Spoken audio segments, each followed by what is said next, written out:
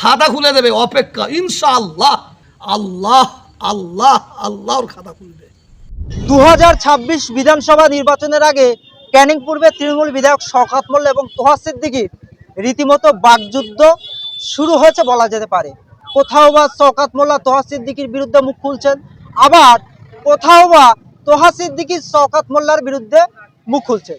শওকত মোল্লা বলছেন, আপনি বেশি কথা বললেন, আপনি মুখ খুললেন, আপনার খাতা খুলে দেব।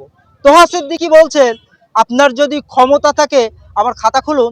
এবং ক্যানিং পূর্বে তৃণমূল বিধায়ক শওকত মোল্লার খাতা ভাঙড় এবং ক্যানিং বিধানসভার সাধারণ মানুষের কাছে রয়েছে। এবং শুধু এখানেই শেষ নয়, তার সাথে সাথে তোহা সিদ্দিকী রীতিমতো শওকত মোল্লাকে চ্যালেঞ্জ করলেন যে 2026 বিধানসভা নির্বাচনে 99% নওশাদ সিদ্দিকী জিতছেন এবং ক্যানিং পূর্বে তৃণমূল বিধায়ক হারছেন। এখানেই শেষ নয়, তার সাথে সাথে দুটো হাত তুলে কিন্তু তিনি দোয়া চাইলেন। হ্যাঁ, আমরা কথাই শুনতাম যে পীরজাদা এবং পীরের দোয়া কবুল হয়, তাহলে 26-এ কি এই শওকত মোল্লার পতন হচ্ছে? সত্যি কি তোহা সিদ্দিকীর দোয়া এবার কবুল হচ্ছে? এই মুহূর্তে রয়েছেন পলিরহাটের আইএসএফ এর একজন বিশিষ্ট নেতা একাজুল মোল্লা। তার কি বক্তব্য, তিনি কি বলছেন শোনাবো আপনাদের। দেখুন, এই বিষয়ে বিশেষ করে বলার আমাদের কিছু নেই, এই কারণে যে দুজনের নাম আপনি বললেন, এদের করে মানে নতুন করে যে আমরা বলবো মানুষ জানবে এমন কোনো ব্যাপার নেই, ঠিক আছে? বাংলার মানুষ জানে এই শওকত মোল্লার মানে ব্যাক রিপোর্ট, এবং হুজুরের কথা বাদ দিন, একদম সঠিক কথা বলেছে হুজুর সাহেব, সুন্দর কথা বলেছে, এবং জানে শওকত মোল্লা সাহেব ক্যানিং বা ভাঙড় এখন বর্তমান তারা কি অবজারভার করে রেখে দিয়েছে, ঠিক আছে? ক্যানিং বিধানসভার উনি বিধায়ক, চুরি করে বিধায়ক, ভোট চুরি করে বিধায়ক হয়েছে, ঠিক আছে? তো 21 সালের পরে যখন বিধায়ক হয়, তারপরে ওই ক্যানিং বিধানসভার ভিতরে যারা আইএসএফ করেছিল রমজান মাসে, তাদের কিভাবে অত্যাচারিত করেছে এই শওকত মোল্লা বাহিনী, এই শওকত মোল্লার নেতৃত্বে। এমনকি দেখতে পাওয়া গেছে ইফতার খোলার মতো তাদের গ্লাসটুকু রাখিনি, কল রাখিনি পানি খাওয়ার জন্য, ইফতারের সামানপত্র সেখান থেকে মানে ফেলে দিয়েছে, জেসিবি দিয়ে বাড়ি ভাঙচুর করা হয়েছে। বাংলার মানুষ সবই জানে, নতুন করে এদের সার্টিফিকেট কি দেব? দেখুন, এ বিষয়ে আমি বলবো বিশেষ করে সাধারণ মানুষ মানে যাকে সাপোর্ট করবে, যাকে ভোট দিয়ে জেতাবে, তারাই বিজয় লাভ করবে, ঠিক আছে? এটা থাক, 26-এর পরে দেখা যাবে।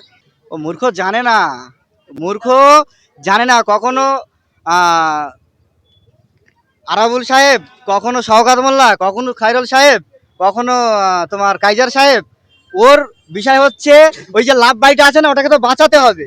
তাই জন্য শওকত মোল্লা এখন ফেভারে আছে, পাওয়ারে আছে, শওকত মোল্লার মানে হয়ে কিছু কথা বলছে, ঠিক আছে?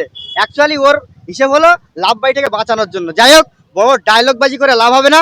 এসো 2026 বিধানসভায় দেখা হবে তোমাদের সাথে মাঠে ময়দানে, আমরাও দেখিয়ে দেবো গণতান্ত্রিক প্রক্রিয়া কিভাবে বিজয় লাভ করে ভাঙড়বাসী বা ভাঙড়ের মানুষ। 100-100 শওকত মোল্লার ক্ষমতা নেই। শওকত মোল্লা জানে ভাঙড়ের মানুষ তার পাশে নেই, তাদের নেতাদের পিছনে নেই। যখন যেখানে মিটিং করছে দেখা যাচ্ছে শুধুমাত্র নেতাদের কয়েকটা গাড়ি, বড় বড় গাড়ি, 4 চাকা গাড়ি সেখানে যাচ্ছে, আর পুলিশ প্রশাসনকে নিয়ে সেখানে মিটিং মিছিল করছে। সাধারণ মানুষের সমর্থক একেবারেই নেই, ওটা শওকত মোল্লা ভালো করে জানে। একেবারে শওকত মোল্লা বারবার কিন্তু ইঙ্গিতপূর্ণ মন্তব্য করছে নওশাদ সিদ্দিকীর ভাঙড় থেকে 2026-এ ঝোলা কম্বল গুছিয়ে ফুরফুরা শরীফে পাঠাবে। আপনার কি মনে হয়? দেখুন, স্বপ্ন দেখার অধিকার সবারই আছে। শওকত মোল্লা স্বপ্ন দেখুক, শওকত মোল্লা স্বপ্ন দেখুক, তারপরে 26-এ ভোটের পরে দেখা হবে। দেখুন, এ বিষয়ে যেহেতু আমাদের দলের প্রাণপ্রিয় বিধায়ক পীরজাদা নওশাদ সিদ্দিকী ভাইজান, আমাদের দলের চেয়ারম্যান, তারা এটা মানে স্টেট লেভেলের যেহেতু ব্যাপারটা আলোচনার ভিত্তিক চলছে, ঠিক আছে? এই বিষয়ে আমরা কিছু মানে আমার কিছু বলার নেই। 26-এ বিধানসভায় আইএসএফের লড়াইটা কেমন নেবে ভাঙড় থেকে? 100% আমরা তো লড়াইয়ের জন্য প্রস্তুত, একদম তৈরি। পুরো ভাঙড়বাসীর জন্য 26-এ কি বার্তা দেবেন? ভাঙড়বাসীর জন্য বার্তা এতটুকুই যে আমরা 2021 সালে বিধানসভা ভোটের সময় আমরা যেভাবে আমরা আমাদের পীরজাদা নওশাদ সিদ্দিকী ভাইজানকে ভোট দিয়ে জিতিয়ে আমরা একটা জিনিস খেয়াল করেছি, একটা এমএলএর কি কাজ সেটা আমরা আগে জানতাম না। একটা এমএলএর যখন তৃণমূল সরকার ছিল, তৃণমূলের এখানে বিধায়ক ছিল, তখন একটা সার্টিফিকেট নিতে গেলে 500 টাকা, সার্টিফিকেট নিতে গেলে 1000 টাকা, সার্টিফিকেট নিতে গেলে সকালে গেলে বিকালে আসতে বলা, তারপরে বিকালে গেলে সন্ধ্যাবেলা আসতে বলা, এইসব বিভিন্ন রকম হ্যারাসমেন্ট এই ভাঙড়বাসী হয়েছে। তার থেকে 2021 বিধানসভার পরে আমাদের প্রিয় বিধায়ক নওশাদ সিদ্দিকী ভাইজান আসার পরে একটা বিধায়কের কি ক্ষমতা, একটা বিধায়কের কি করণীয়, প্রত্যেকটা মানুষ ভাঙড়বাসী তথা পশ্চিমবঙ্গের মানুষ কিন্তু দেখতে পাচ্ছে। আগামী দিন ভাঙড়বাসী সহ পশ্চিমবঙ্গের মানুষ এই সমস্ত নেতা নেত্রীদেরকে কিন্তু বিজয়, তাদেরকে ভোট।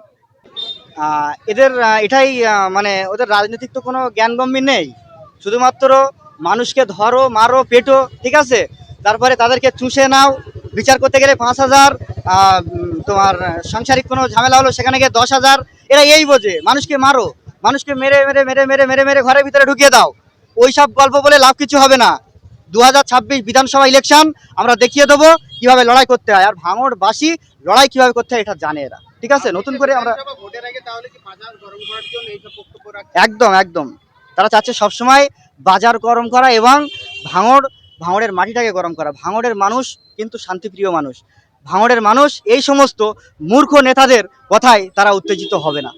ক্যানিং বিধানসভার দিকে কি আপনাদের টার্গেট রয়েছে? সাথে সাথে 2026 যেমন ভাঙড় থেকে জিতেছিলেন নওশাদ সিদ্দিকী, এবার কোথাও কি আশঙ্কা করছেন যে ক্যানিং এবার আইএসএফের দখলে থাকবে?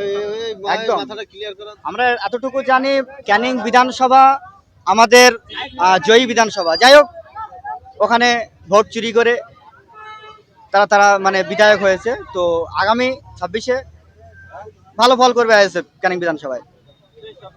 আমার নাম মোহাম্মদ ইকাজুল মোল্লা, ভাঙড় 2 নম্বর ব্লক, পলিহাট 2 নম্বর অঞ্চল কমিটি।